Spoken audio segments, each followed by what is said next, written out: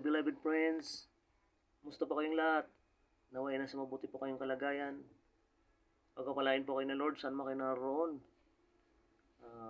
Nawa po ay lagi po kayong sumasabay-bay, mamatubay sa salita ng Lord, na isa lang po akong instrumento na ginagamit niya upang ihayag ang kanyang salita, to encourage us.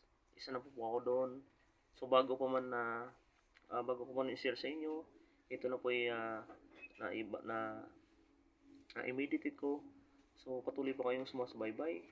So ito naman po ang kanyang encouraging word today, in Proverbs chapter 3 verse 5 to 6.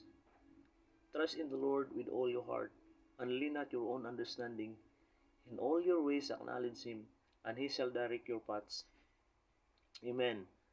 So God encourages us to trust in Him with our heart. So buong puso po. Bakit po unang-unang sinabi niya with all your heart? Dahil nga ang puso natin ay nalilinlang. Ako ba deceiving, nadideceive. Nalilinlang. O nalilinlang sa mga negative thoughts, sa mga negative na mga sinasabi ng iba, mga negative na naririnig natin kung saan. So, God encourages us to strengthen our heart, na papalakasin ang ating puso. Dahil nga sa puso nagsisimula ang lahat. So, nalaso na yung puso natin, na nalinlang na. Susunod po yung isip. So, doon malalason yung isip. Nag-iisip tayo ng mga negative. So, with all our heart. At sinabi dito, huwag tayong nagtiwala sa ating mga sariling karunungan. So, in own understanding, do not lean your own understanding.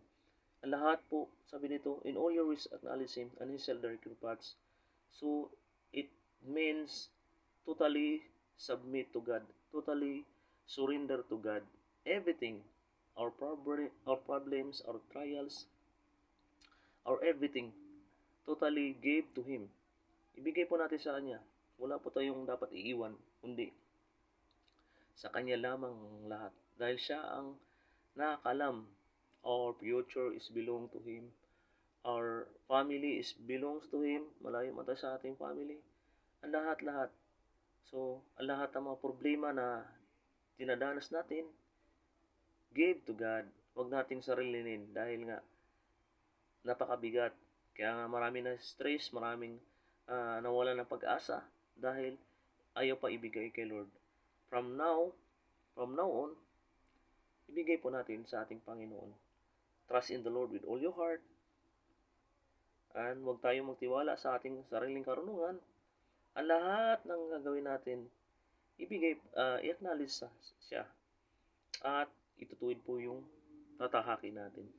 So, let us pray po. Dear Heavenly Father, O God, You are mighty, You are powerful, You are awesome God, You are wonderful God, O God. Lord, thank You, Lord, sa salita mo ngayon, Panginoon. Thank You, Lord, na pinapalakas mo ang aming puso. Lord, sa lahat ng aking mga friends, Panginoon God, patuloy patubayan po, palakasin Niyo po, Panginoon God, especially, Lord God, ang aming pagtitiwala sa Inyo, Panginoon, buong puso, Panginoon God. Lord, patubayan, gabayan Niyo po ang aming family, ang aming gagawin, Panginoon God, samahan Niyo po kami, and Lord, especially, Lord God, Lord, ang future namin, Panginoon, Lord God, ay sa iyo lamang, Panginoon God. Kayo mo lamang maghuna, maghari, O God. Lord, we love You, we thank You, we praise You.